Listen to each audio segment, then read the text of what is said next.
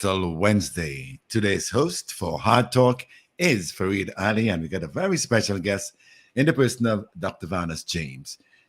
Hard Talk starts now. Good afternoon, Faeed. Good afternoon, David, and good afternoon to our very special Tabigunian friend, Dr. Vanus James. How you doing? How you doing, Farid? What kind of branding is that, man? No. I must say that We are fellow citizens. Yes. Tobago I has not enjoy. yet seceded from Trinidad. We're hoping we can knock some sense into your heads down there, and therefore we don't have to secede. Yes. No, I it's agree. it's always very enlightening to hear your perspective and your free and frank views. You know, Tobago is always a special part of our narrative.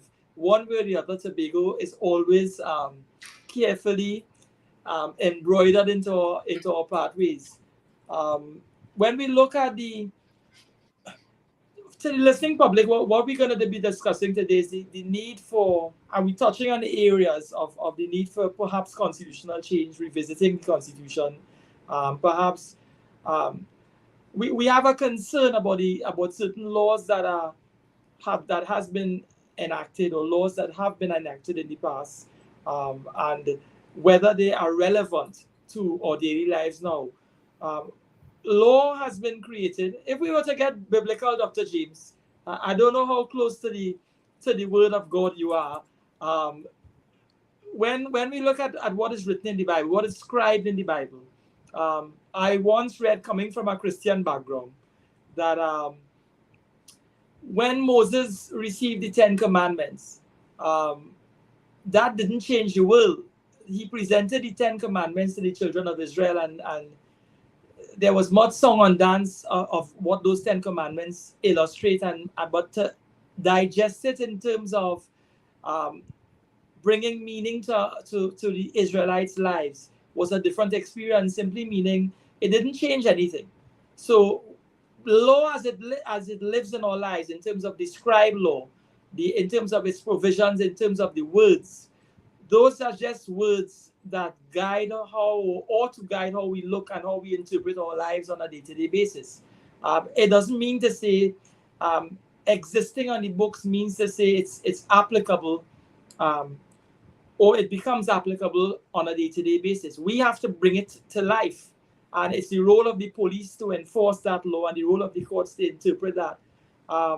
What we need to be mindful of is that the society is evolving. The world that you would have been born into, Dr. James, decades ago, and the world that perhaps your grandchildren are living in now, may not be the same world. The dynamics and the values and the ethos, societal that is, and communal, may have changed. A common example is we live in such a technologically advanced world that the children born into the world now, who are 5 and 6 years old, they don't look to go to the playground and the river and the lovely beaches in Tobago. They may very well spend their young childhood life indoors on the computer playing games, and yes, it could be educational, but it certainly changes how young people interpret the environment. Having said engaged in such a big introduction, what is your position in terms of ensuring that a social climate, let us say Tobago, has laws or is guided by laws that are consistent with your norms and your values? Do you think that there are laws that are in existence now that really doesn't reflect the cultural underpinnings of life in Tobago? Well, quite a bit, and I think your concern with the Sedition Act is illustrative of a fundamental problem that these kinds of laws were constructed to address, and that is that the way we've set up our country from independence to now. Of course, before independence, that was the responsibility of the colonial masters, but since independence, what we've done is we've set up a dictatorial structure of government. And because of that, the government sits in a very antagonistic position to the rest, to the citizenry, and to the parts of the country, the regions, and so on. And when you have that situation, that government it has to protect itself from the society.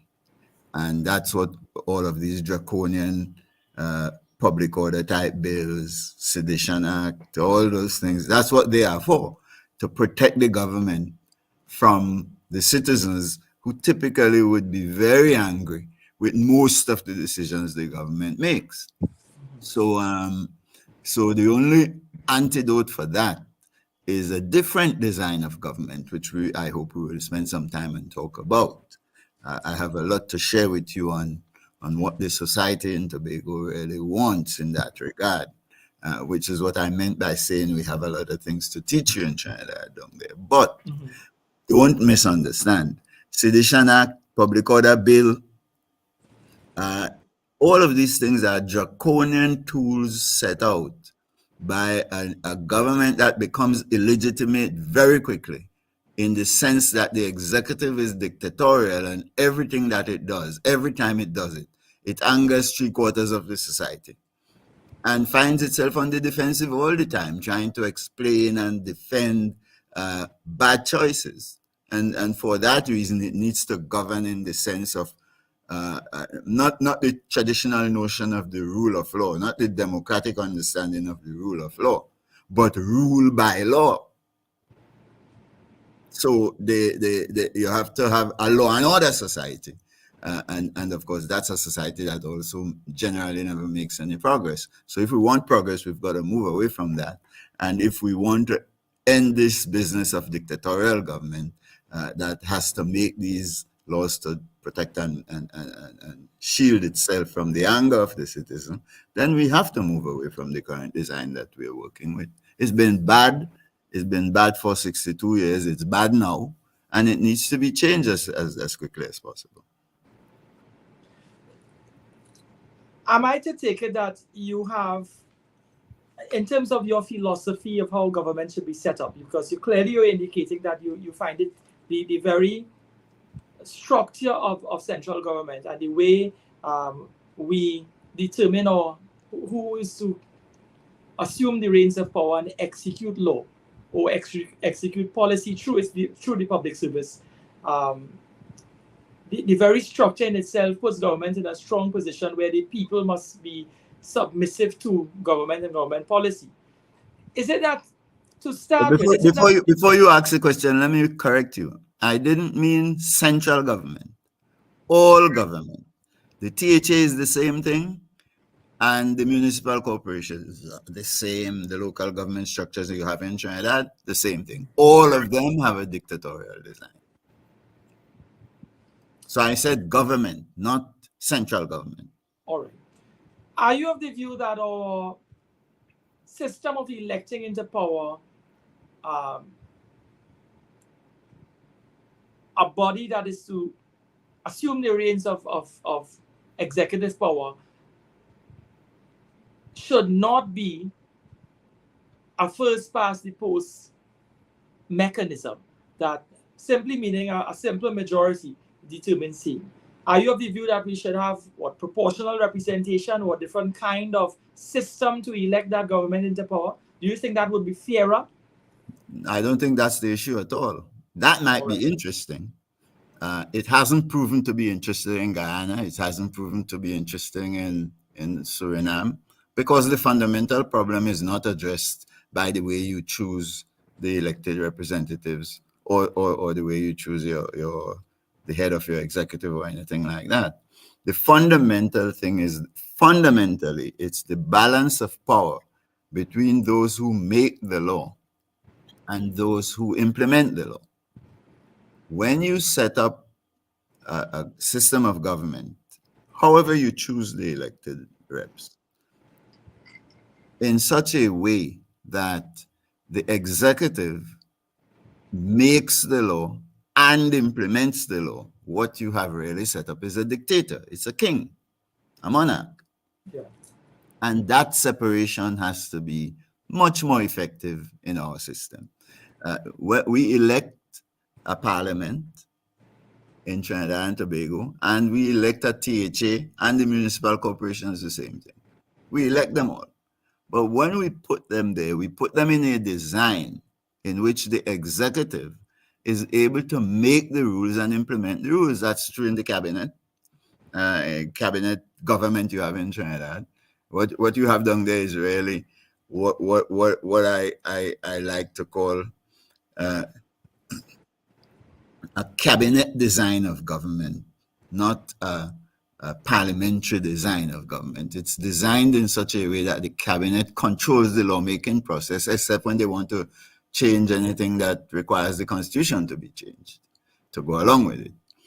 So you have supermajorities that are needed for those kinds of things. At that point in time, you need the opposition. But by and large, for most of the things the government normally has to do, it makes the law because of cabinet control of the legislative process. And that's a numerical thing, cabinet domination of the executive and domination of the legislature. The opposition is a bystander fundamentally in all things, like in the budget law, for example. So when you set it up that way, with the cabinet having an automatic majority in the House of Representatives, and in the same way in a vulgarly designed appointed Senate, what you have is cabinet dictatorship. Cabinet makes the law and cabinet implements the law. And that is the problem.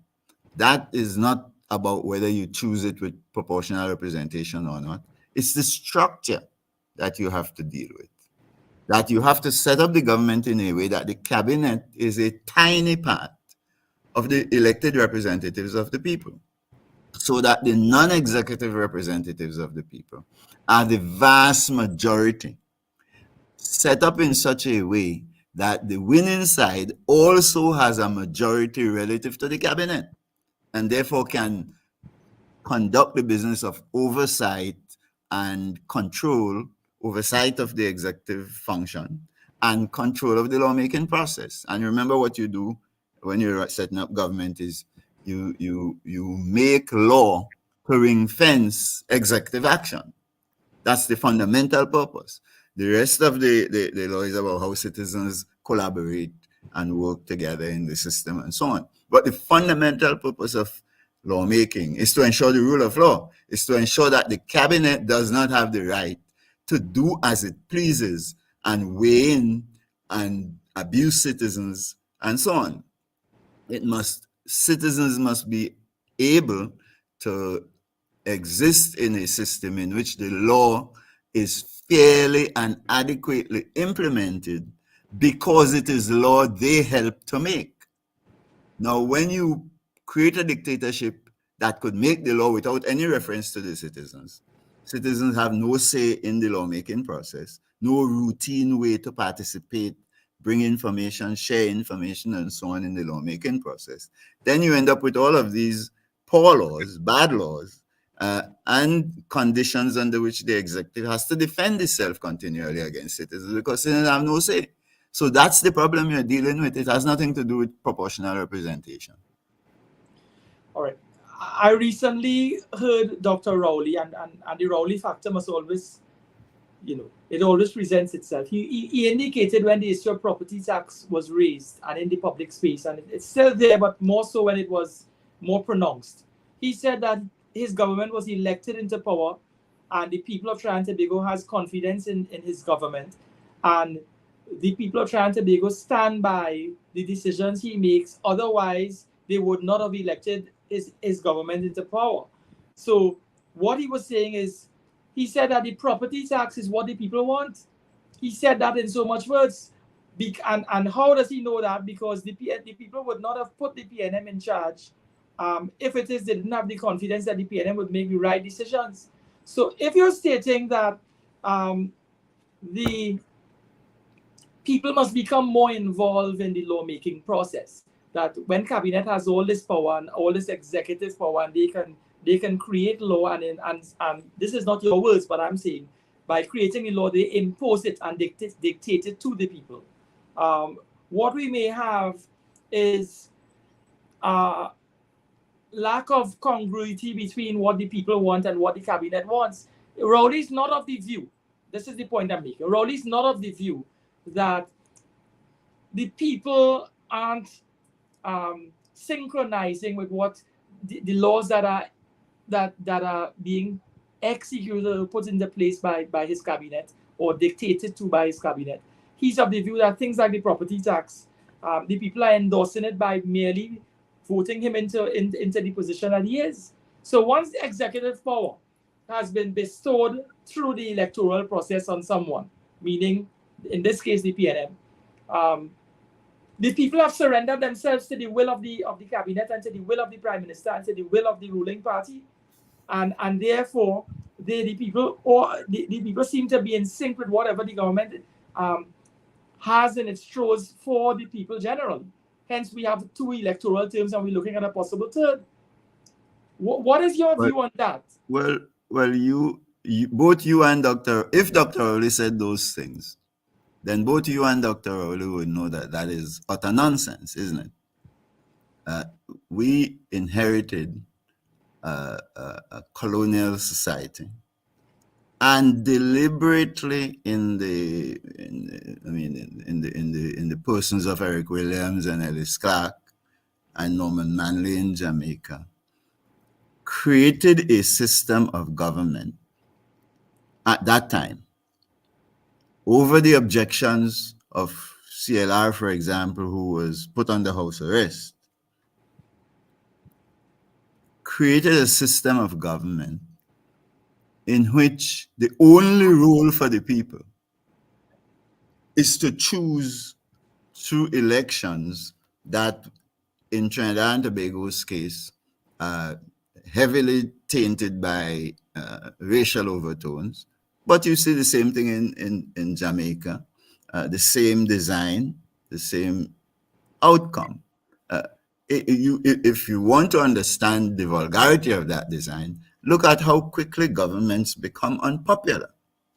Every time they make a decision, people stand on the sideline and say, well, remember, this is how the society engages such a vulgar system. You win, you run it, you get it sorted out. And when you can't get it sorted out, we have a right to get angry with you. And we also, many people in the society think the way to engage with a government like that is to curry favor and look for patronage from the business community at the top all the way to the voters on the ground. So that kind of vulgarity is not something that the people of Trinidad and Tobago chose when they were designing the Constitution in 1962, 61, going forward to Marlborough House. It's not what the people of Trinidad and Tobago wanted when Wooding was reforming the Constitution. At no stage in the history of Trinidad and Tobago have any government, any of the elected governments, gone to the people in any proper way, including in this occasion, and try to find out properly, the way a scientist would normally have to do it, what the people are really saying about the various provisions to enter into the Constitution. The only exercise in the country of that kind is the one I have done with the communities in Tobago. And I will share with you what they say. They, in their free will, say what kind of Constitution they want. And it doesn't look anything like the kind of Constitution that was designed in 1962, that locks them into a position where their only role in the society is to vote. And after they vote, government does whatever government wants, and only in these kinds of effective dictatorial systems could a government say a nonsense like you are saying, you always said there, that when they go on with whatever they do, whether the society is angry with them or not, they're pleased with the PNM. Isn't that so much nonsense? I mean, remember Williams committed suicide after the society turned against him. When the 1970 revolution was not about embracing the PNM, which the people had voted for. That wasn't anything about that. The society is notorious throughout its history for signaling that it does not like the system of government we are operating. And that is signaled repeatedly, period after period, 1990, 1970. ANR won a landslide in 1986, I think, if my memory serves me right. And it didn't take ANR long to be in the crosshairs of the society. So by 1990, he was struggling to save his own life. That kind of thing makes nonsense of the statement you are ascribing to Dr. Rowley. It's a failure to understand the problems we have in the society. And it's a failure to understand why we need to democratize in order to achieve economic development. I mean, the same government has struggled for 62 years in various modes, whether it's ULF or UNC or PNM or who.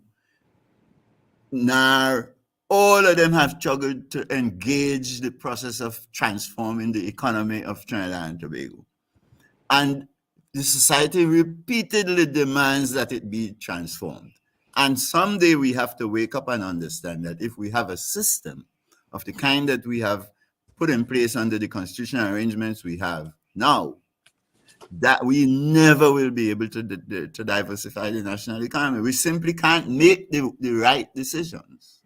So don't fool yourself and tell Rowley don't fool yourself. That's nonsense about this business of society liking PNM, why they vote PNM. You win and lose elections on far more complex considerations than liking PNM and not liking PNM, liking UNC and not liking UNC and so on.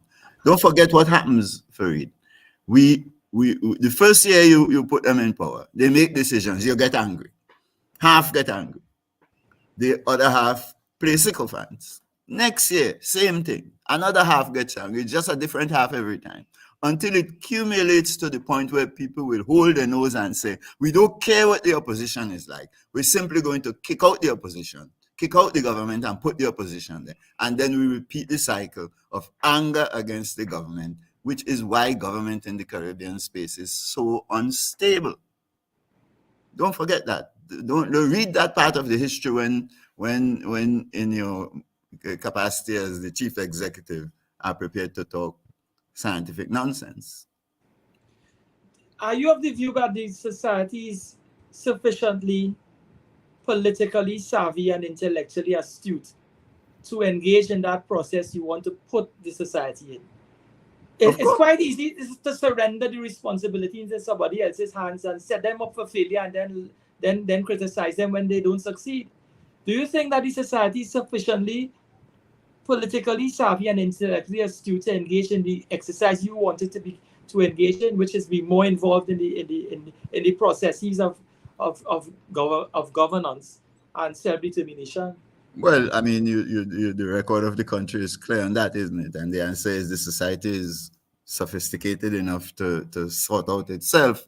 CLR James, in two little books back in 1957, 58 to 62, the party politics in the West Indies and every cook can govern, made it clear that the society, the citizens of the society, are usually miles ahead of those elected into office. And there's a scientific explanation for that. But 1970 is 1961 under Capilio. I'm old enough to remember that I was about 10 years old at the time. I remember the resonance because of the conversations taking place in my village about that Capilio mass meeting, the biggest meeting I would hear my father and those people talking about ever held in the country. And that was a resounding rejection of the 56 to 61 PNM conceptually. The country was looking for something different. That never died. By 1970, we were in the streets marching for power to the people. Popular empowerment was the cry of the young, wise, better educated generation. And the older people I witnessed myself were coming on the side of the road when we were marching and saying, you know, the young people right, you know.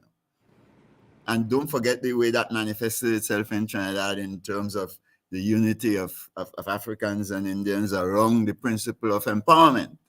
And then you saw the same creature that led to the landslide, the 33-3 for A&R Robinson, and the failure of Robinson to understand the requirements of constitutional reform and to use the 33-3 to deliver proper constitutional reform led to him nearly losing his life.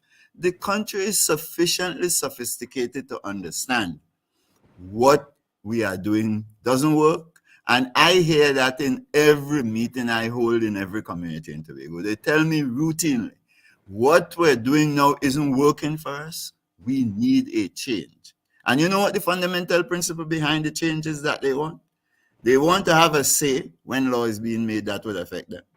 And they want that say to be designed in a way that information can flow up and down through all levels of government.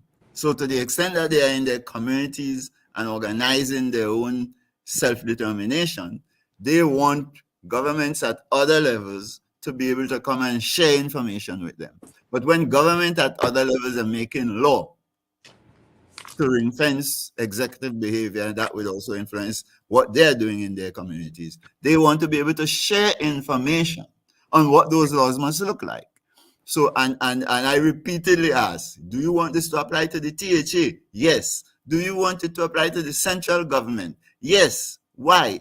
Well, we don't want them to make any law and come and tell us that is the way it should be. That is the word I am getting from the people think are not prepared. Wisdom evermore.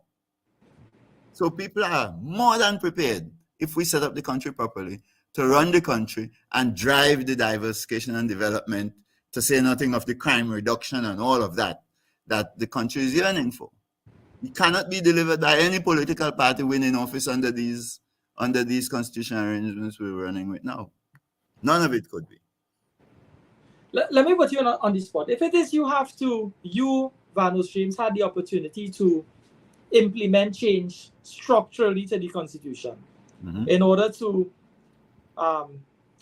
determine how the process of electing our government should be undertaken, in order to determine how government should be set up, what would be some of the things that you would approach in your mind's eye? Well, I begin from exactly where I have begun the exercise that I've wrapped up now in Tobago. I'd go to the society and ask them. I'm a scientist, okay. I have my opinions, like any other citizen, and like any scientist. But I would say my practice is wisdom comes from the source. You are the owners of the society. You, the citizen, and the communities own the society. So I want to find out what you want. It's not what I would do, it's what you want to do. And I can tell you what they tell me. They've told me for the last 4 months, 5 months, what they want. I can share that with you so that you will understand the wisdom that you're dealing with. The first and most important thing people would want in a design is the empowerment of the citizen and the communities. Any design must deliver that. Full and adequate empowerment, just like we were calling for in 1970, the NJAC-led revolution, 51 days.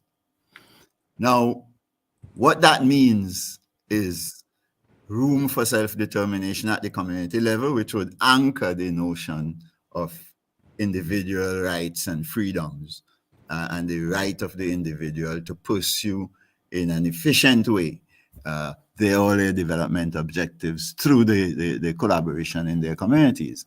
That's the fundamental platform. And then they understand something about government that maybe you and the typical media and the typical social scientists don't bother to think about, which is that government is to be designed not to rule people, but to facilitate the collaboration among us as citizens to pursue our development interests.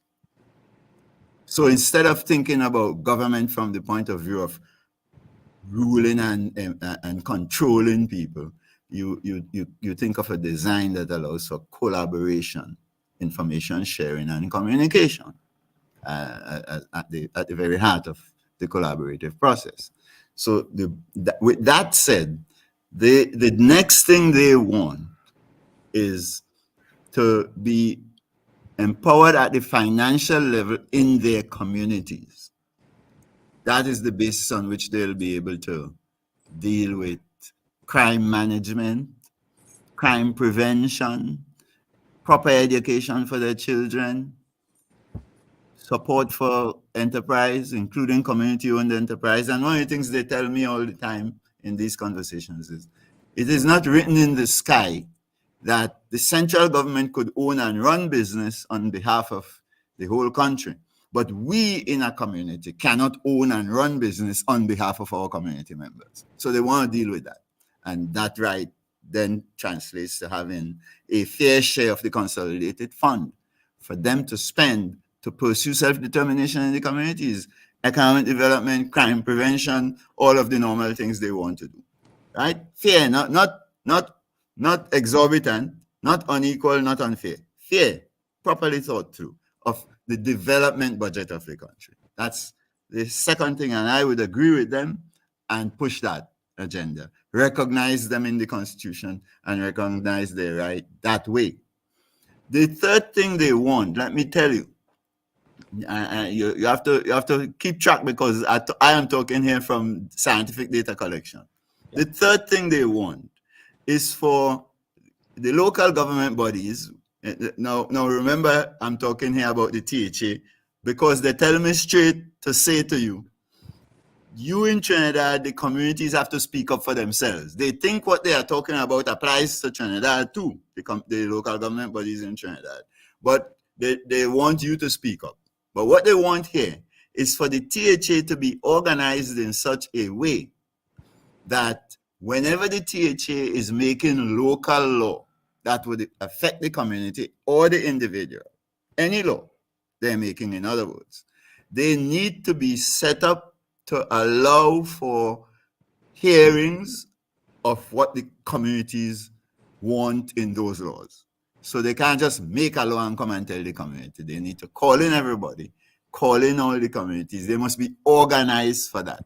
And that essentially means something about the design of the THA, which is exactly the opposite of how it's designed now. What you have now is an executive council run THA. The THA is really an executive body, just like the central government really, when you think about it. They don't want that. So I would go with that. I would change the structure of the THA to ensure that the executive a committee of 8 is a tiny fraction. Right now it's the majority, but we need it to be a tiny fraction. So I would expand the size of the THA to about 50, 55 members thereabouts, with the executive only being 8. So the remaining 42 members will be able to outvote the executive if it wants to. And then to form a government, there will automatically be a majority on the winning side, which will also be larger in numbers than the non-executive part will be larger in numbers than the executive part. So they now could give effect to the principle that the executive is collectively accountable. When right now the executive, the THA Act says the executive is collectively accountable to the THA, but there is no mechanism for that. But I would put that mechanism in place, and that's what the people in Tobago are telling me they want, so that what is going to happen is that the non-executive members of the winning side can, at any time they think appropriate, hold the THA executive council to account and say, okay, Farley, well, you could reshuffle your executive council if you want, but in this occasion, we think you're underperforming. It's time for you to go. We'll reshuffle you and throw you out and pick another leader, another head of the executive council. That has to be possible according to the communities of Tobago. And that is only going to be possible if you enlarge the THA so that the executive council is a tiny share of the total body, and the non-executive part has enough on the winning side to hold that vote of no confidence, to dominate and lead that vote of no confidence, inside the parliament while signaling to the party that is on the winning side, time to change the leader because this, what we're doing here isn't working. That's the second thing that I would do, going along with the community's wishes in Tobago. And then inside Tobago, we want to have a senatorial device. That's what the people of Tobago are telling me they want. They want a senatorial device that would allow for a body to exist in the government that is going to take full responsibility to ensure that none of the communities in Tobago is left behind. We have most communities left out of the development process in Tobago. Lands from is, Speyside where Farley is from, and so on. Everywhere you look, communities grumbling that they are being left behind. They don't want that, and they want a special device for that, to deal with that. And that special device is an elected Senate with the responsibility for spatial equity or access to development opportunity, and with the responsibility, therefore, to control the finalization of the allocations of the development budget of Tobago among the communities, and of course between the communities and the THA for Tobago level development responsibilities.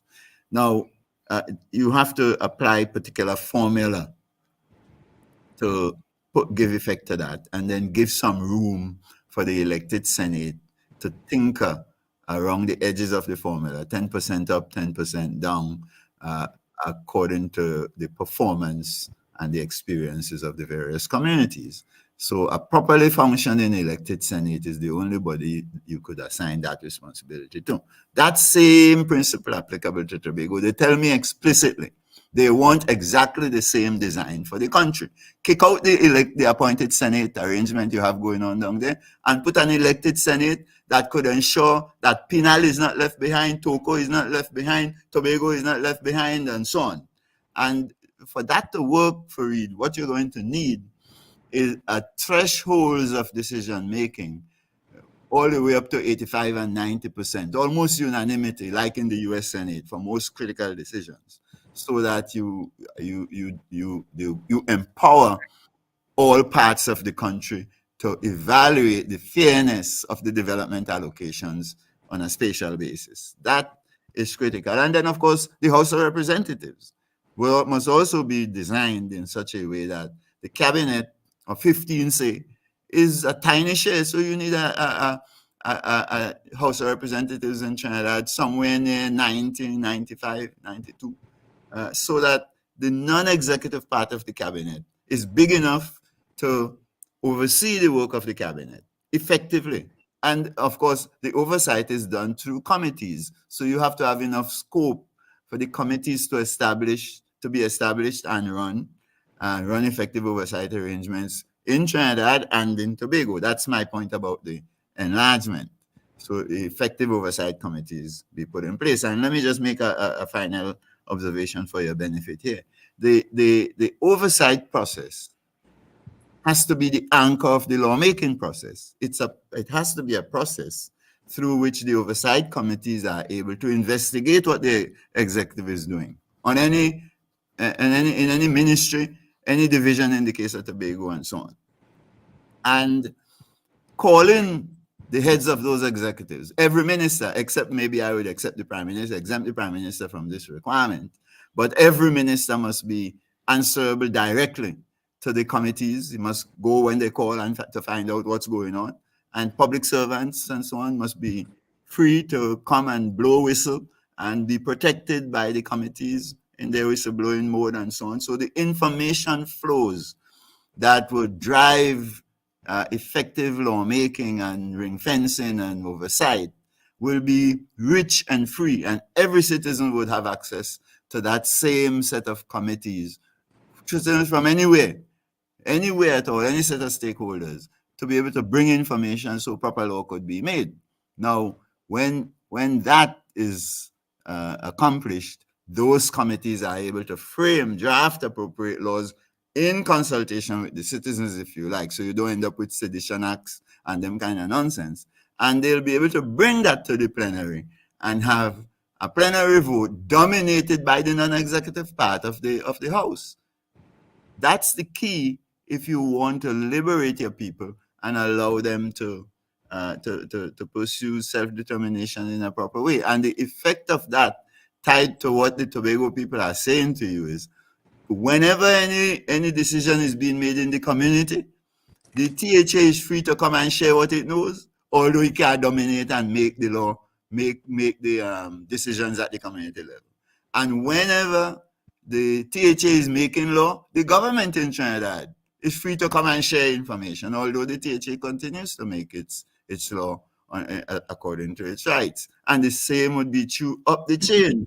So this is a full information system. The ignorance is thrown into hell for the first time in our history, and we get to liberate ourselves and make sound decisions. And let me remind you, without those sound decisions, we are not going to be able to transform the economy. So it's a matter of urgency that we put a system of this kind in place.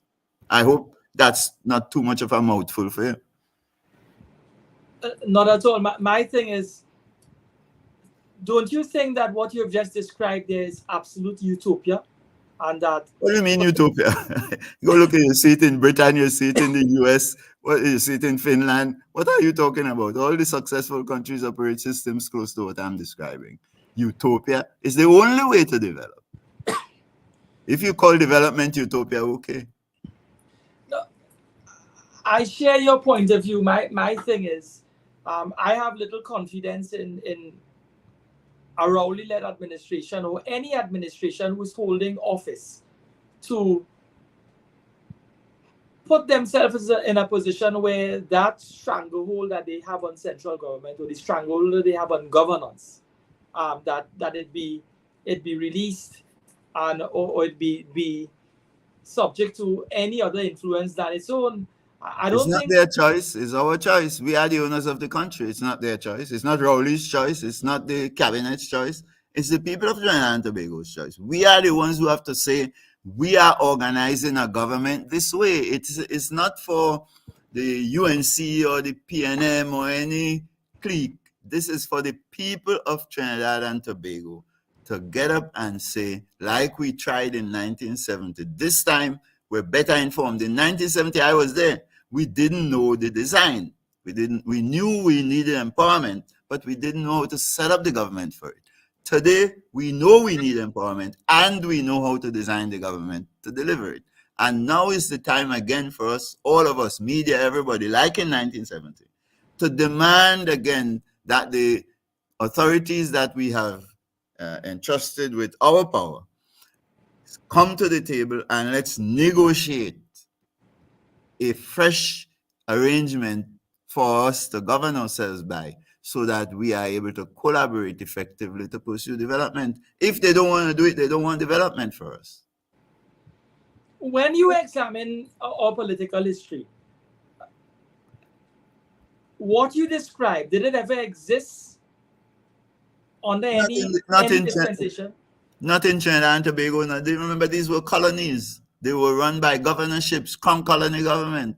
Assembly government was destroyed in the early stages of the plantocracy, the plantation economy, plantation society, and replaced by crown colony government, what effectively allowed the British and the French and the Dutch to rule these societies through governors appointed from the metropolitan centers. So we know that's our history. But that does not allow us to sit down and say, well, since we had slavery in various forms throughout our history, we are condemned by the sky to always have slavery. No, the way normal people behave is we invent new solutions, we come up with new technologies, new organizational arrangements, new institutions, and this is one time when we need fresh institutions in order to break the back of the underdevelopment problem that we are grappling with, and the related overwhelming scourge of expanding and exploding criminality. We can't fix those problems under the current systems that we have. No matter how well-meaning governments are, they can't do nothing about crime if we run the country the way we're running it now, for example. You've seen how Williams treated Robinson, there was a fallout. The relationship would have changed. And Robinson would have been a founding father. He would have been part of the ancestral bloodline of the PNM in those days. Even his wife as a public servant, one of the key public servants, was frustrated in terms of she was squeezed out of holding office, and high office that is. I think prime ministers have demonstrated in this country, and it's no different from Dr. Rowley. We have seen how he's prepared to treat with those around him, both loyally and those who he may figure don't share his philosophy. Do you have any hope that if the PNM is to retain office, meaning a third term, and one could say it's very likely that it's pointing in that direction if the polls are what we go by, do you hold any hope that the change in which you speak of, that there is fertile ground and fertile soil that will receive what your message? Yeah, as you know, I do not view the society through the lens of PNM and UNC and who in power and all of that sort of stuff. I view the society as a process of continuous learning and political action to do the things we need done as a system, as a sociology. And I have no doubt that if not today, tomorrow, the society is going to wake up. If you had the experience I had in the last 5 months of going up and down in Tobago, you can't believe the urgency with which people speak of the need to set up a new system of government because the current one isn't working. So over time, that will grow, that wisdom and knowledge will grow. It's the same reason when I campaigned in the last election, people listened to what I had to say and removed the PNM from office. It's just that we put such an incompetent bunch of young people in power that they couldn't see and hear what the substance is or what we were saying to the people of Tobago. So, learning is, of course, collective learning. It takes time. It's cumulative.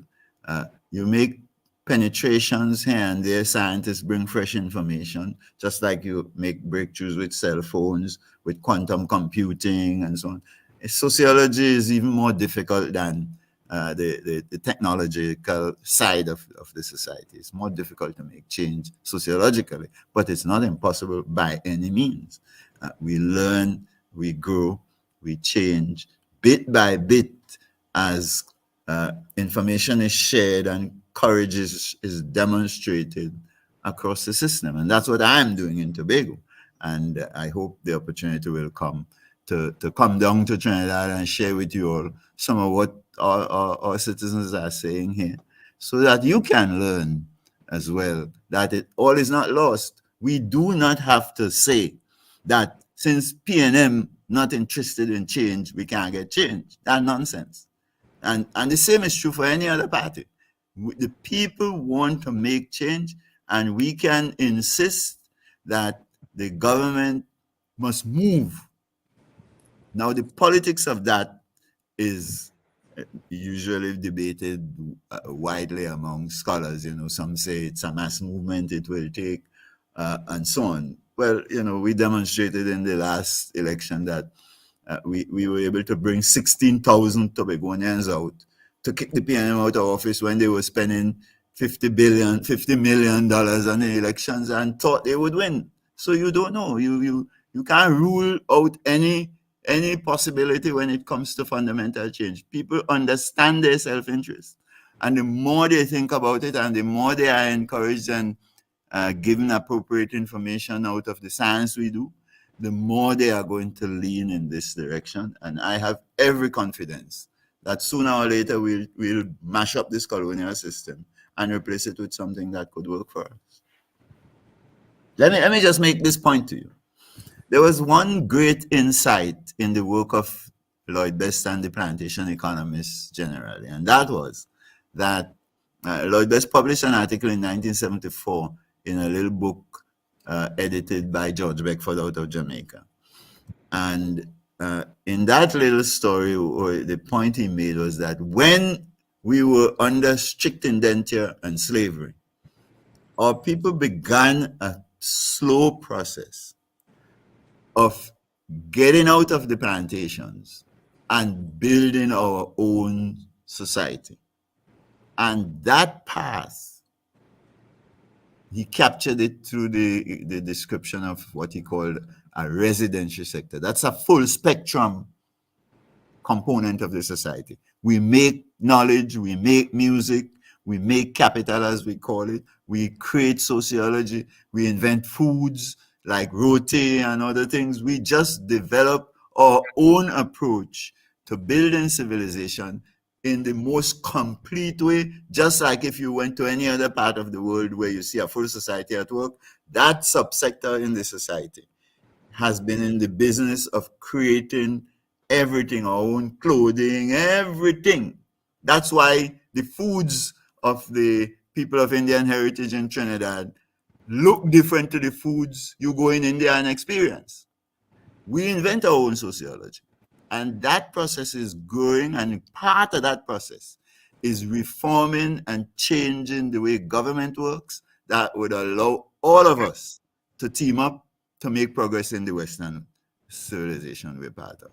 So I have no doubt that that process will continue on, and I don't think any existing political party and the current system could block that process. It is going to continue until one day we wake up and find enough in the mortar to crush with the pestle and bring the changes that we need in place. I have no doubt about it at all. The science tells me that in the dynamic side model for the national economy every day.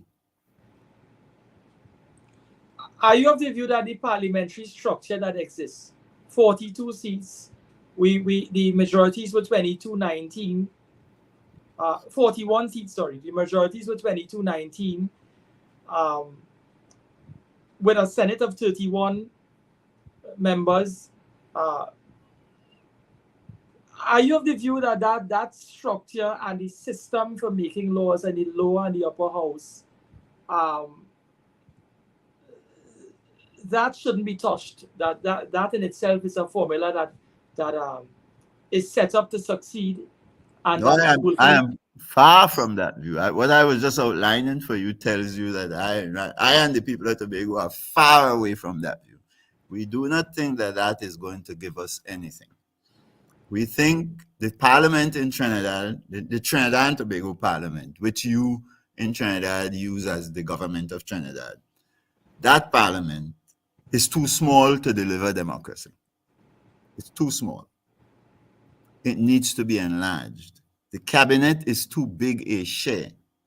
As it is now, cabinet is a majority of that 41 House of Representatives. But to use your example, you're saying that the THA, if I remember correctly, you said the THA could have about 55 members and you could have 8 executives. And then you, therefore, the 8 executive members cannot dictate to or make decisions that are not popular in terms of, if we have a majority, the executive could be voted out or could be outvoted, not voted out, could be outvoted.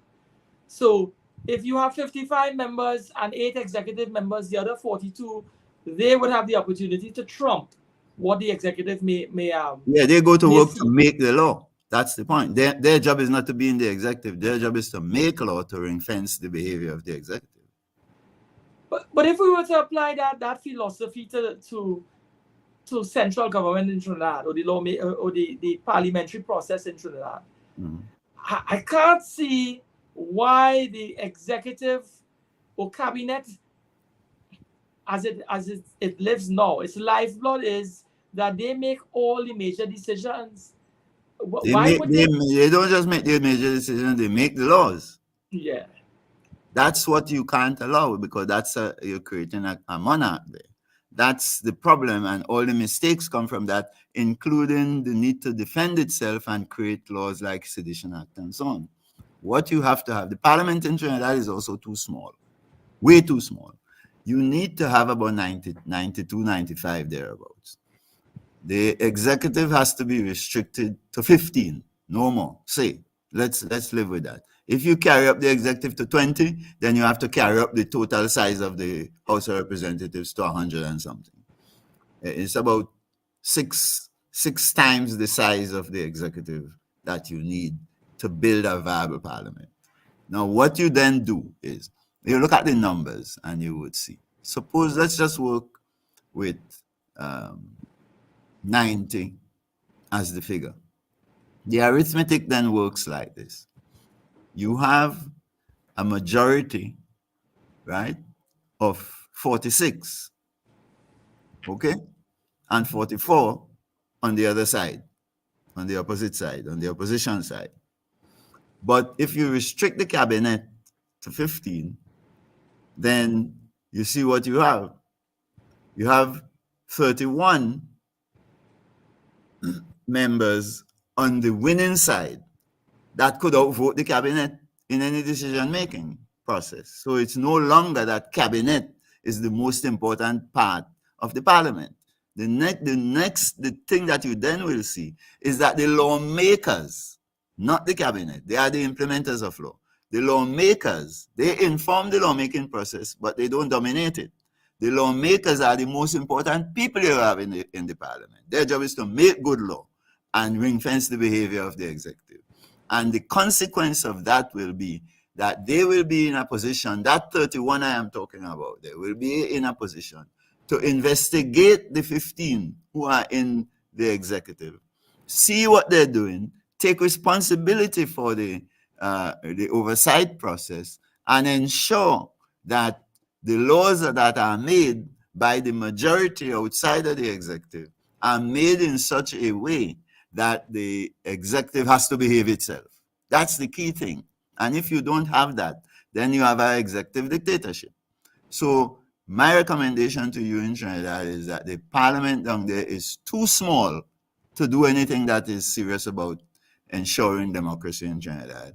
And when you follow what I'm talking about, you will see how quickly you throw aside for all of these divisions or the politics based on race. It ceases to be the central be-all and end-all, because it's not important anymore for a race to control the cabinet. That's the point. The cabinet is the less important part of the government. The much more important parts would be the non-executive lawmaking component and a Senate, no member of which will be in the cabinet anyway. That's the kind of thing you have to think about here. So the end result is that the representatives of the people make the law, control executive power, oversee executive power, and allow for popular participation in the lawmaking process. None of that could happen. I mean, you have so many ministries, you need at least 6 oversight committees whose job it is to oversight, say 3 ministries per committee or something like that. That is hard work. You can't do that and double up as any minister. So you need specialists going into the parliament just to make law and oversee executive power. And with the parliament as designed now with your 41, you have no chance that you could design such a system to allow for real democracy to prevail in the country. So don't stop dreaming about it and let's move on. That's the guidance from Tobago to Trinidad. We've been thinking about this since 1980. I listen to you and I hear what you're saying. I'm processing what you're saying. Yes. You know, forgive my analogy, right? Yes. I don't think it's a weak one, but it's where my thoughts are. You can correct me and guide me. When you look at I'm using a sporting example. When you look at the national football team, there would be a youth under 15 and a youth under 17, under 19, and a senior team before you get into the national team, right? Even if you look at the way the secondary school system is organized, you have senior division and then championship. And then below the senior division, you have under 14 and under 16. Where do you see the feeder ground for the future politicians who is going to do what you are suggesting? The communities have them. You have them. You have them all over Trinidad in the communities. You just if you do what I do and walk up and down in the communities and talk to people, you meet real community leaders up and down in the place. They're all over. They come to my sessions. I hold focus groups. 15, 20, 23 people and so on, and they come from inside the village councils and wherever they are. They come and they say, this is what we want for our community. And I ask them, do you want me to tell the society, you say that? And they say, tell them I say that. They're all over the place. You just don't bother to ask. You don't check. We remember we tend to do everything by guesswork in the society. I'm a trained scientist, so I go up and down and I do what scientists do: gather information and analyze the information. So my recommendation is, you get up and down in the society and you'll find leaders all over the place. If we ask the same question of a sitting government or a sitting opposition, they say they have the PNM UTAM and the UNC UTAM, and that's where the feeder ground is. Die for them, but that's not the country you're talking about. Them, they are interested in running this vulgar system. The country is not.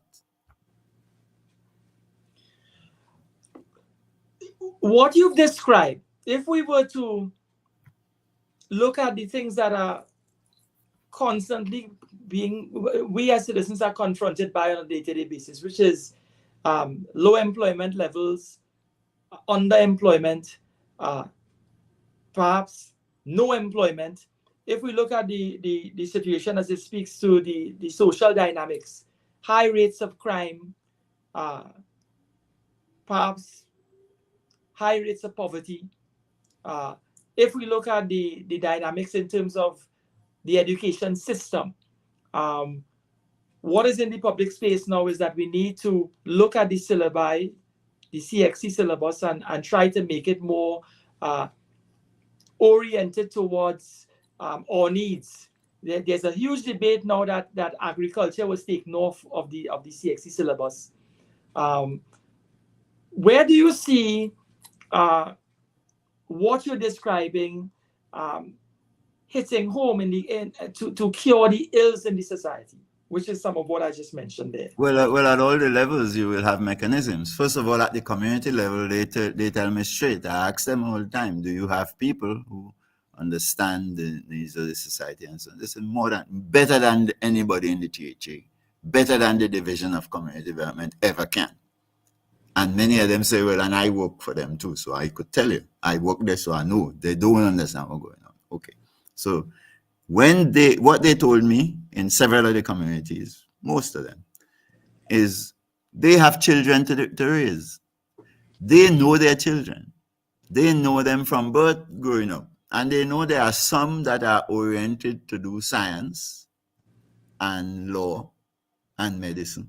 But there are some who want to be frontline footballers and cricketers. And they lament that they know what to do to help those children become excellent. But their hands are tied. Mm-hmm. So they understand that there has to be a skill-intensive component to the education system, at least in their communities. And they are saying if they had the empowerment, the power to do it, they would have put those arrangements in place a long time ago. And in Canaan Bonaccord, one lady told me, we produce footballers in Canaan Bonaccord that were better than Dwight York. He was just lucky to have Bertil Sinclair and Wilson to help him to deal with the agency requirements of his career. And so he went abroad and got the opportunity, while our guys didn't get it because we didn't have the money to help him or help them make the progress they need. You remember the same thing happened to Clint York and Roberts and Kenny Thomas and all these. I grew up in a community that, in my view, produced footballers as good as Pele was. And it's the same story for all of them. So we know them. We know what to do for them. We just don't have the chance to invest to help them. Same is true for music. Let me tell you something, Faeed. When you go to a funeral in Tobago, you have to hold your head and bawl at the talent that you hear. I live all over the world, and I could tell you, world-class talent, but no avenues in the school system and elsewhere to underwrite their emergence into a high-powered music career. Training missing, funding missing, agency missing, every part of the requirements to really turn these things into money spinners. So the point I'm making is down there in the community is the platform. In the THA, if you set up the THA the way I am talking about it, they wouldn't just do what they're talking about now, put an expert committee. They would put an expert committee. In the parliament, there will be an education committee. And in the education committee, there will be the power to call in the society. And if they need experts to help them, they call the experts as well. But they will be able to hear from every mother who wants to come, every father, every business person, to say, this is what we are talking about, this is what we need, this is the kind of training we want to see going on. And we are prepared to put up so much of the resources if you could put the rest. That sort of stuff. That's what the oversight committees will be able to deliver. They'll be much better informed than any public servants could ever be. And they will also be able to do things that the communities want done. And the communities are saying to me, whenever they're holding those hearings, we are prepared to get the information from our community and go and say, this is what my community say. So information will flow all the way to the THA from the communities. And you know what? They have an even better insight. They're saying when the THA is making those decisions about the education system, Trinidadians who want to come to Tobago to live or who just love Tobago will come and say, well, this is what we notice going on in Trinidad about education. Consider this. Consider that. So they are going to be able to make full information decisions. Tobagonians and Trinidadians living abroad will be able to come and share what they know about what should be done to treat with the modern trends in education. So the point I'm making is, by setting up a dictatorial system, you rule out access to that information. If you set up the system the way I am talking about it, you get full information on the basis of which to make some decisions about your education system, your training systems, and the like. I have seen that actually work in a place like Finland. I went on a tour in Finland for WIPO, where I do a lot of my research for still. And when I went there, I had the opportunity to witness actual classrooms at work and talk to the education experts in the ministry and so on. One of the things I found out there was every school in Finland delivers performance within 1 or 2 percentage points of the average. Clustered. So it are no good school and bad school. All the schools are at the top of the chain, performing right close to the best. And here's what they have. They have an academic track all the way to tertiary education. They have a skill-intensive track all the way to tertiary education, and the two tracks meet at the tertiary level. So anybody could come through any one of the two tracks and end up in university to do first degree and master's degree and so on. And you can't teach inside that system unless you are engaging continually in research and publication. Every teacher in the system is required to be a registered researcher with one of the universities inside Finland. Else you can't teach. Master's degree and exposed and active involvement in research. To teach. The teachers are the best paid people in the whole economy. And that's the point I'm making. When you talk to Tobagonians, they understand the importance of that, because they understand the importance of framing and shaping the kind of citizen we need. But you're not going to get there if you're running a dictatorial system in which nobody can share any information with the executive and with the government. They're just guessing all the time and damaging the future of our people. I hear what you're saying. My position is this: what you're describing is also, it may also involve a restructuring of the institutional machinery in which to achieve good governance. Well, that's the point. You have to restructure the government. You have to set up the parliament differently. The Senate has to be different. The role of let me tell you something. People talk a lot about this executive presidency, and so a huge mistake. But the president's role has to be conceived differently. The president has to sign a law, but the president now signs the law essentially on the instruction of the parliament. What I would do is I would have a president with the law signing function, and arm the presidency with the senior counsel, senior economists, engineers, to be able to scrutinize law and make a judgment as to whether the parliament has delivered good law. And when the president thinks bad law because of the work of the technical team the president is working with, bad law, the president sends over a message to the parliament and says, I can't sign this. Then you have to have a parliament with the power to override the president and say, okay, we hear you, we hear your concerns, but we are going to vote on a 2/3 majority basis to override you.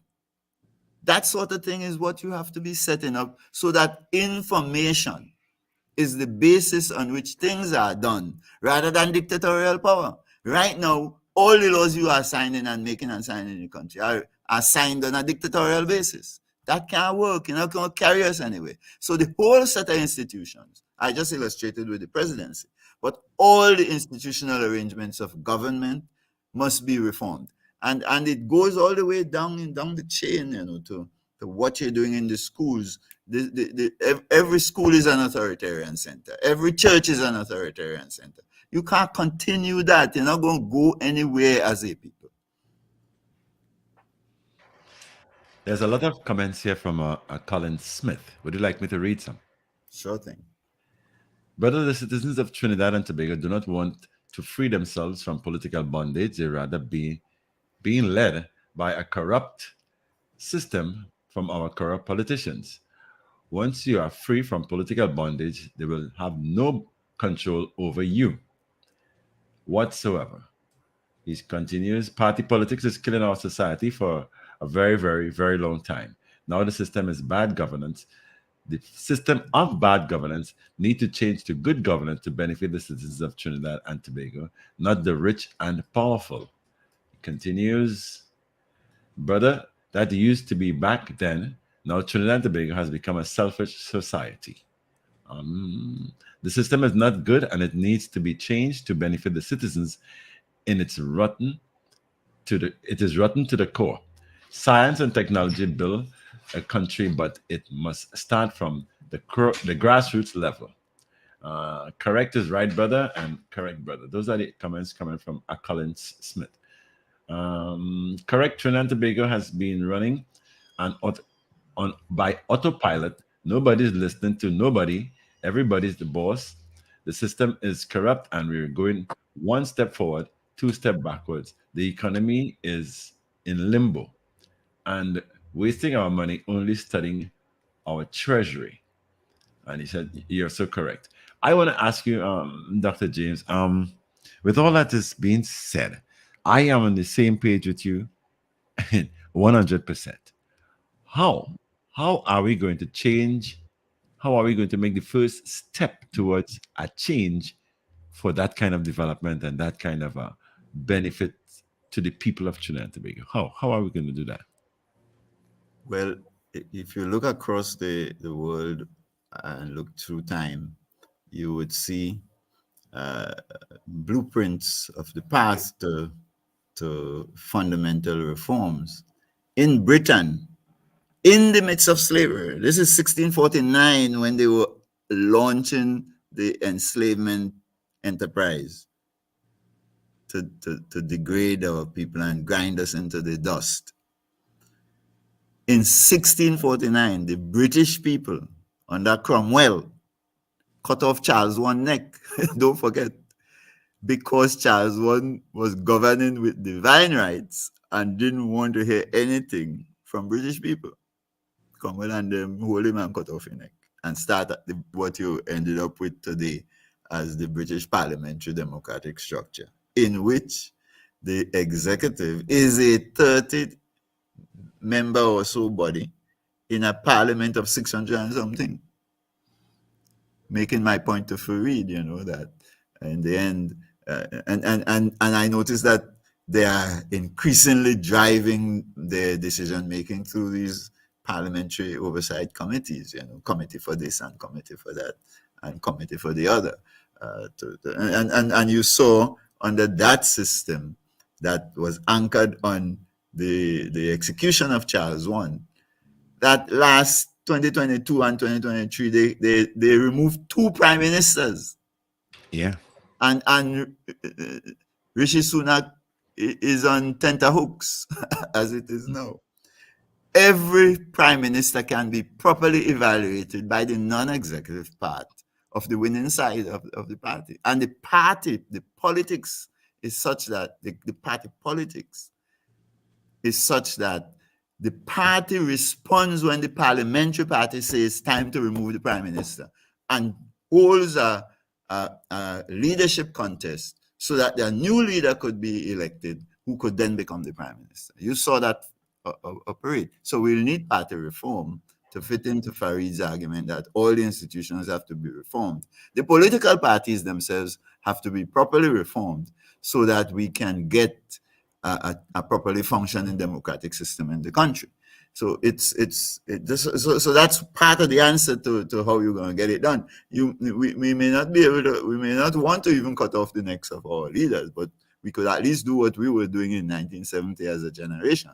In France, liberty, equality, and fraternity as a movement of the people led to Louis XIV and Marie Antoinette losing their necks. And when Robespierre took over the parliament and used oratory so nobody else can get in a word, they held Robespierre and cut off his neck as well, which is what scared the hell out of Jefferson and Ben Franklin, who was stationed in London at the time. So in America, the American Revolution was made by young people, young people. These were 29 and 30 and 31 and 32-year-old young people.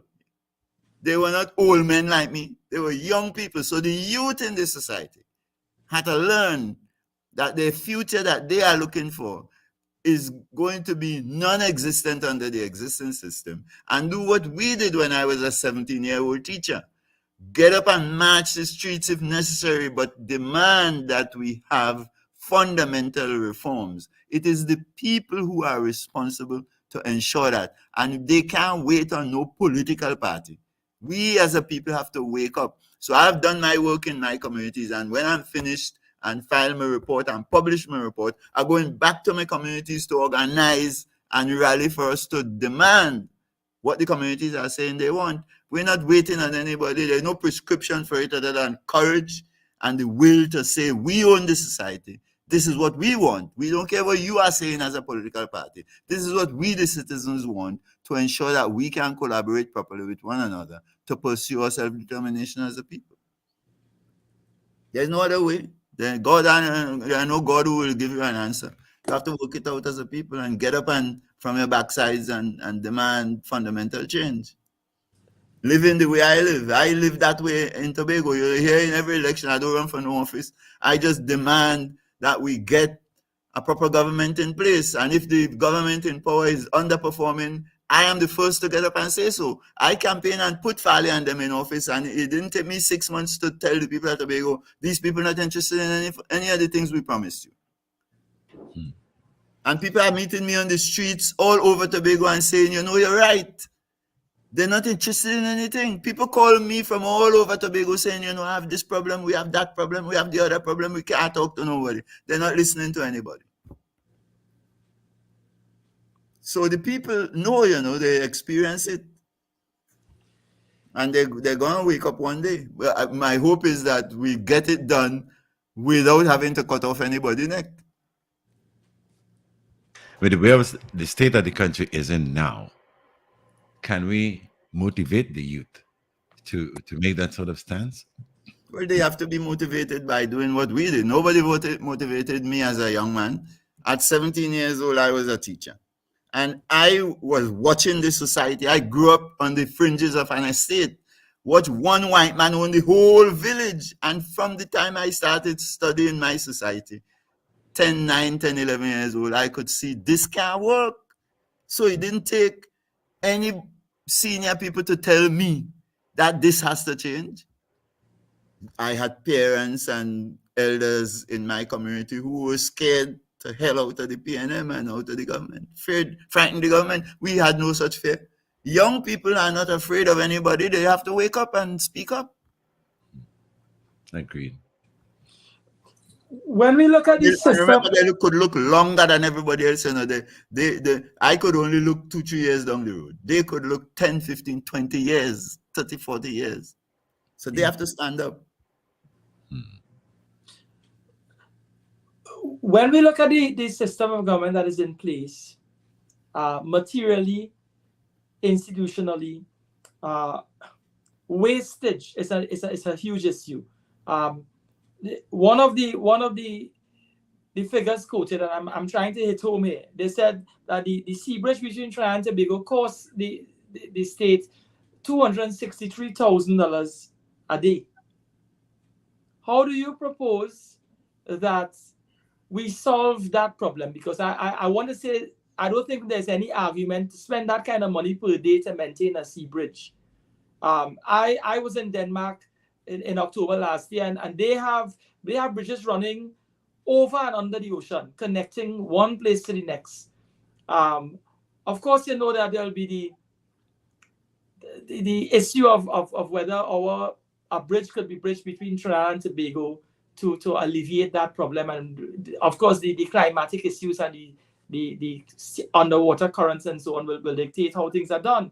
It may be different in Denmark. What I'm saying is, we've seen in the world where places are connected and technology has allowed for that sort of thing. Do you think that we could sustain that sea bridge situation indefinitely when that sort of money is being put on these people? 263,000 a day? And don't rule out the air bridge as well in the discussion. Look, the only way, well, first of all, let me just remind you, the vast majority of users of both the sea bridge and the air bridge are Trinidadians. So that's a question that the country has to face, not merely Tobago. But if what we're doing is to develop the economy in Tobago properly, as it can be and should be, then over time we will be increasingly able to subsidize and operate a sea bridge and an air bridge according to the economic needs and the social needs of the society. The reason we are holding our heads over the sea bridge and the air bridge is because the national economy is not diversifying and transforming, so we're not becoming more and more able to fund it. And the Tobago economy is a disaster, 62 years behind the Trinidad economy. We're worse off than the country was in 1962. So if we keep going that way, then we can't afford anything. It's not sea bridge and air bridge. Imbert was just complaining about CDAP and the funding of the health subsidies. The health subsidies going to the country and much greater than the subsidies to run the sea bridge. So that's the first part of my answer. The other part of my answer on that story is, remember, you're evaluating the operation of a sea bridge in the system that I'm talking about as unsuited to our governance. So you don't know why the sea bridge is inefficient if it is. We don't even know if it is inefficient. Nobody really can scrutinize and check the facts. Nobody in the management of the sea bridge, including the minister, can be hauled in by the parliament and grilled on how that structure is operating. The same is true for the air bridge. So you're just using innuendo and guesswork to make an evaluation of how the sea bridge and the air bridge are operating. And that ultimately, that is what we have to abandon so we can evaluate properly how these things are operating on the other face. So on the one face, we need the fundamental structural reforms to our decision-making process so that we can drive development to afford what we want to. And on the other side, we can scrutinize carefully whatever we're doing at any level, sea bridge, air bridge, CDAP, whatever, we can scrutinize it properly through parliamentary oversight mechanisms so we can make some decisions about how to improve what we're doing. And that's just a tiny share of the sets of concerns that we would have about inefficient operations. WASA, T&Tech, all of them, same thing. Let me just remind you of something in relation to that. Faeed. The THA Act provides one clause that allows the THA to make law, to make policy, without satisfying the requirement that it must go along with what policies are made in Trinidad. And that's Section 25.3 that says that when it comes to the public utilities in Tobago, the THA can make policy that they must obey. Not they shall, they might, or could, must follow the policies made by the THA, without reference to what the Parliament is saying in Trinidad. The THA has never gone through the normal, adequate process. I've recommended it to them repeatedly to make proper law under the interpretation that you have to make the law and fund it with a share of your budget. But you have to make the rules through a proper process that calls in the citizens and hear from them the facts, call in the utilities, hear from them the facts, and so on. We used to make policy when I first came here to help Ochoa Charles run his administration back in 1997. But we never had the process walk through the House because of the way the THA Act is written, so that the Executive Council could do whatever it likes and doesn't have to pay any mind to anybody. We have to end that kind of stuff and make proper law and practice where the room is there, so that you could scrutinize and investigate and anchor whatever you're making as policy on evidence and facts, evidence-based policy making.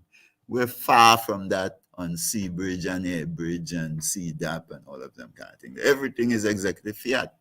That is what is causing us all of this trouble. Too much dictatorship. Dr. James, how do we get oversight committees as the system is now? You can't. Well, in Tobago, you have some room. In Tobago, because of the clause in the THA Act that says you can take all such steps as are required to do your job properly, as I told Fali and his team in January of 2022, you could set up quasi-oversight committees to 5 or 6 members to investigate what's going on in the divisions. And my recommendation was use the Deputy Chief Secretary's office to be the conduit to which all those committees would report to the plenary directly. And they would be required to call in Tobagonians to find out what they think, call in public servants and so on. But you have to set that up to demonstrate to the country what is possible. That's what we designed. Myself and Winford James sat down and laid out the full design for Fali and his team to set in motion. You know what they tell me? Too much bureaucracy. You ever hear such nonsense? You want to democratize and give your people a signal as to how you will empower them, and you're calling that too much democracy. That's what I'm saying about young people having to wake up and learn fast. I never thought such young people, man a master's degree, man a PhD, and so on, so ignorant of the normal requirements of good governance in their society. Could you believe it? This was a golden opportunity that I campaigned for and put them in power to deliver. And once they have the taste of executive control, they walk away from the whole story. So how do we deal with that? You know, young people have to wake up. And it's possible in Tobago for sure. I can't say that it's possible in Trinidad because of the way the Constitution is written and the way the government is designed down there, but it's surely possible in Tobago. The unions, the trade unions, got some licks in the last 2 years from central government. What the unions had to say about the Minister of Finance wasn't nice. The bottom line is this: a 4% was offered to the public servants, sometimes even less. If Rowley had his way, he started negotiating at 1%. When they got to 4%, well, they felt like, you know, they got something. Because if the Prime Minister said 1% and you got 4%, he's supposed to be satisfied. Maybe he's an educated negotiator, so he knows that, you know, start low, and if we really wanted to get them 4%, they would feel they achieved something. That's just my commentary. But But, like everything else, when the parliamentarians sought to have their wages increased, there was a backlog. So the government set themselves up, the parliamentarians set themselves up in the context of, you can't go now and increase your salaries level as parliamentarians by a certain percentile that far outweighs what you've been offering the public servants, and expect people to be hushed and quiet, because it simply doesn't work that way. There must be some sort of parity and equality. One of the issues raised, and this is where my question is, one of the issues raised is that the Salaries Review Commission, they govern how salaries are dispersed to parliamentarians and so on. They have a say. They must be considered. They are the pivotal body. One of the observances was, and this is something that played in the public sphere, so simply that access to some of the benefits, we're not talking salary, and those car benefits, those stamp duty allowances, and the no VAT, they don't have to pay VAT and so on. So you're getting high-end vehicles that worth $3 million, parliamentarians buying it for less than $1 million, sometimes 500,000 to 600,000, that we, the common man, would have to pay 3 times as much for. So they benefit in huge ways. It was being dictated that some of these parliamentarians own 3 vehicles. They buy 2. When you look at how they benefit from the policies that are in place with regard to access to vehicles and the benefits of the well, if I may simply put it, the trade in which they exercise their daily skills, the parliamentarians, they get all this benefit. Do you think that reform, and Rowley's response was that I can't interfere with people's salaries, in as much as there was merit in what is being said. So much so that one minister on the opposition side, who had bought a vehicle, resold it, it is alleged, and made a profit. It is deemed that he made a profit on the resale. So you're getting it cheap and selling it back for market value. So to avoid this sort of corruption taking place, or these inequities prevailing, the population was saying that this should be curbed, the benefit by way of being able to access high-end vehicles and vehicles at such reduced rates. How do you defend Rowley's response or retort that he cannot interfere with the dictates of how someone's salary is determined when you're a parliamentarian, that the Salaries Reviews Commission is king in that regard, and therefore that status quo has now preserved itself? I can't see any politician interfering with that, because they're benefiting in a very direct, a very real, and very material way. How are we, the people, changing that? Well, the politicians work for us, Faeed. I mean, they're not our bosses or anything like that. This vulgar idea that the government run the country is nonsense. We are the owners of the country. And you could see from my design that House of Representatives oversight and senatorial oversight would make transparent all of these stories that you're really telling here. And then, of course, the Salaries Review Committee, as it is now, is really not. First of all, it doesn't have to ask anybody anything. Nobody has any chance to weigh in on anything that it is deciding.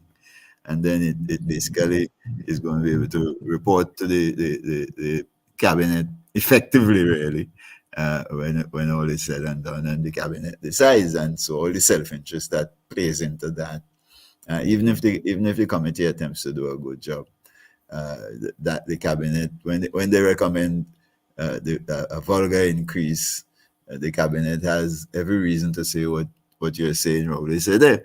But in a well-designed government, a properly designed system, the committee will have to just be a technical agency supporting the work of the oversight committees of the House and the Senate, and it wouldn't just be able to say, we think this is right and you're done with that. The elected representatives of the people will be able to weigh in, and the same is true with respect to matters like offerings to the unions and what have you. All of it can be subject to proper oversight and hearings and so on by the representatives of the people of Trinidad and Tobago, in collaboration with the people who are able to come to the hearings on these matters and share what they know and what they think and how they feel and so on. Policy is never right if people don't want it, no matter what Rowley says. So what you've got to do is confront the implications of my recommended restructuring, empowerment arrangements that would allow everybody to be part of the conversation about fair pay for public servants, fair pay for politicians. You are right that you shouldn't have public servants being told we're giving you 1 to 4%, and politicians could triple their pay when the Salary Review Commission says so. That you are entirely right on that. I mean, in Tobago, what the guys are telling me in the community is, look, we are prepared even to pay our community leaders, but we don't want to run a system. Many of the communities, not all, but many of the communities say, we don't want to run a system in which we give them a monthly salary and they just drop pay and don't perform. We want to give them a baseline for them to live on. And then we evaluate the work they do at the end of the year. And if they outperform, we pay to suit. So they get performance incentives rather than an entitlement. That's what the communities in Tobago told me during the course of my survey of the 12 communities I've been to. So even here in Tobago, they're smarter than to just give you. I asked them, should that apply to Fali as well? They say, yeah, of course, but that's not their jurisdiction. But they say, surely in our community, we're not going to be giving a man $12,000 a month, and then he ain't performing. All we could do is just smile and bear it. We're going to give him $3,000 to live on, and if he really perform, we give him $15,000 at the end of per month at the end of the year or something like that, incentive pay. So the point is that you're running a vulgar system in which incentives don't feature much in either the public service pay or the politicians' pay. Why? I mean, in the corporate world, you get you get your routines to live on, but the bulk of your pay at the senior executive level is performance incentive. Why shouldn't we think about that? Tell me something, Dr. James. Yes, sir. I've realized that, like in America, the Senate has a lot of power. Right. In Trinidad, we have independent senators, we have opposition senators, and we have the government senators. If I don't want to say the PNM senators, can that be changed? That we vote for the senators in government? Of course, we should not just can. The appointed Senate is a waste of time. First of all, its fundamental responsibility is not to do what a normal Senate would do, which is to ensure equal status and equal opportunity on the development front. So it's fundamentally responsible to finalize the development budget after proposals come in from the Ministry of Finance for the development part of the country's budget.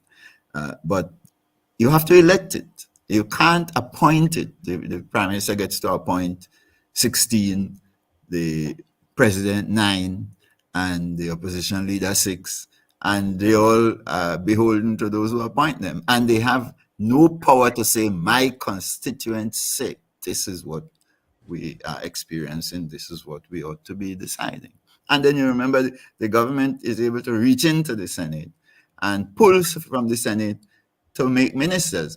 In a properly designed system, no senator is a minister. The Senate is an oversight body responsible to ensure that the executive is doing his job properly. Then you can't pull a man from the Senate to put him in there to give you a spoiler himself to himself kind of effect. So no senator should be in the cabinet whatsoever. The Senate should just complement the House and have the special functions of appointments of judges and finalization of appointments on recommendations coming from the lower house and stuff like that, to protect the independence of the judiciary and to some extent the relative independence of the public service and guarantee fair treatment for everybody. Without that, you're not going anywhere with the country. What we're doing now is child's play. You're playing school here. You're not really setting up the country for sound decision making that would allow development to take off all over the country in the communities. Let me tell you something, Faeed, before you run out of time. You know, one of the points my communities make to me that, I mean, I learned from them during this exercise a lot as a scientist.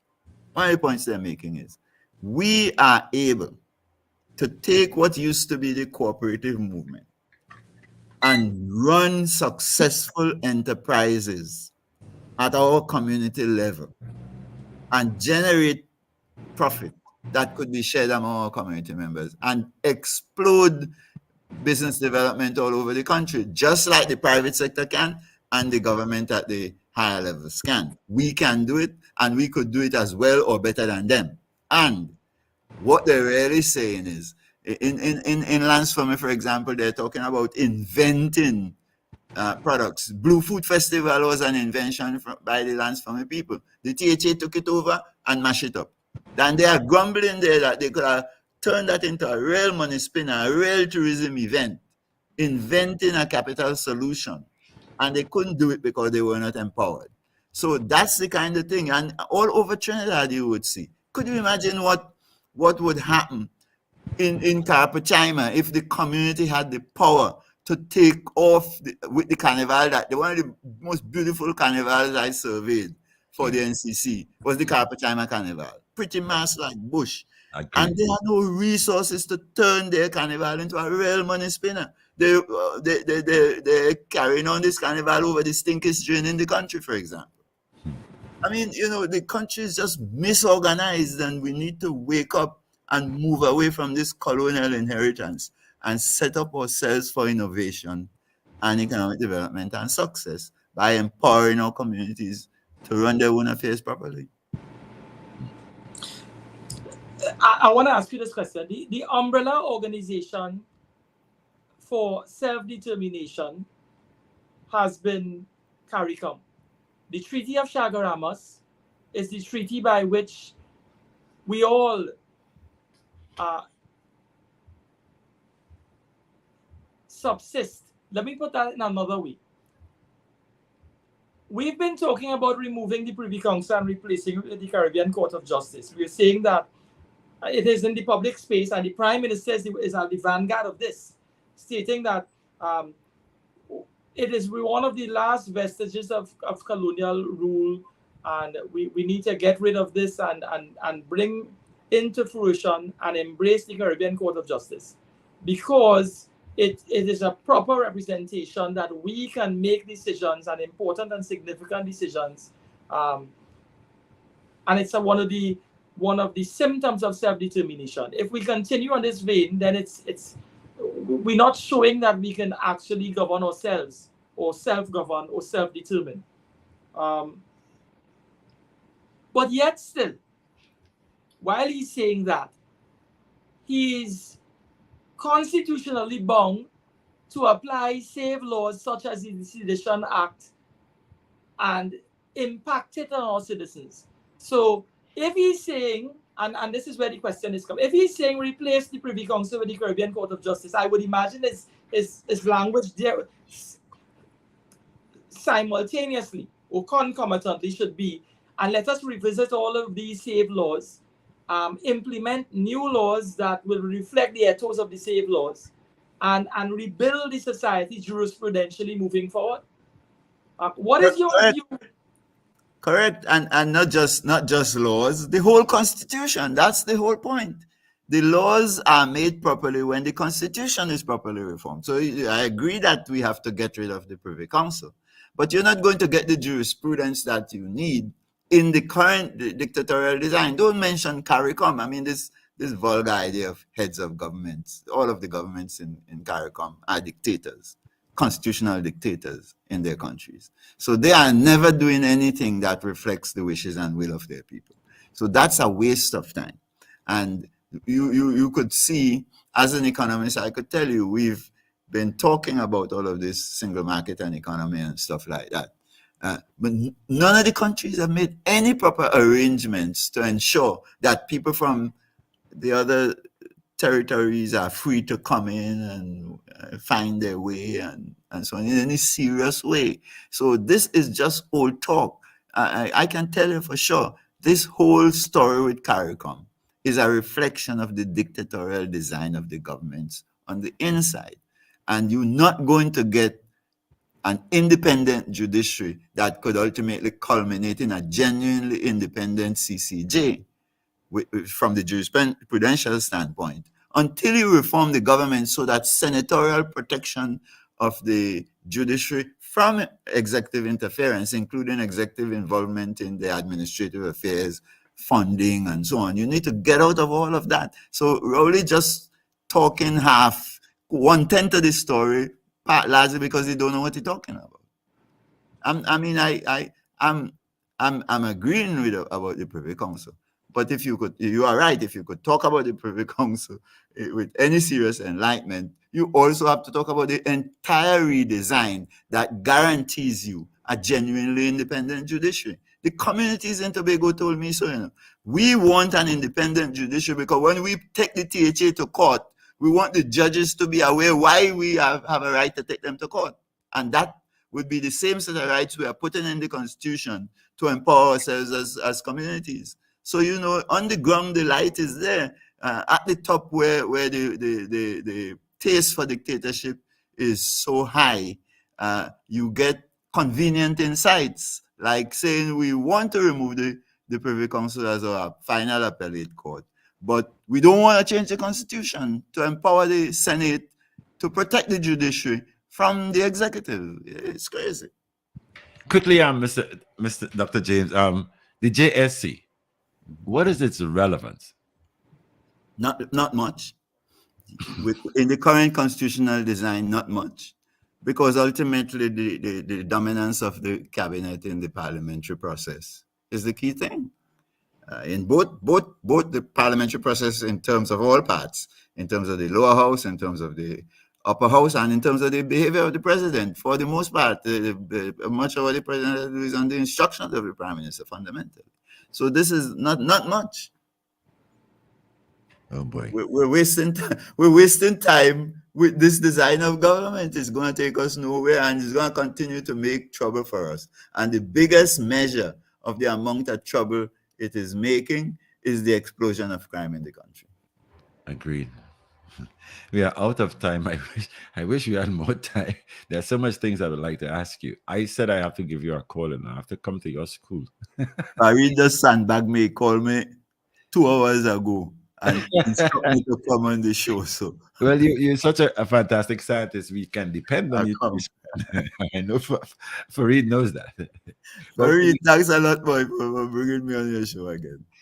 Thanks again. We look forward to hearing from you, and we will invite you again. To the listening public, we have had Dr. Vanus James sharing with us his views and some of the things that should be addressed in Trinidad and Tobago. Thank you so much, Dr. James. Thank you for your time and blessings.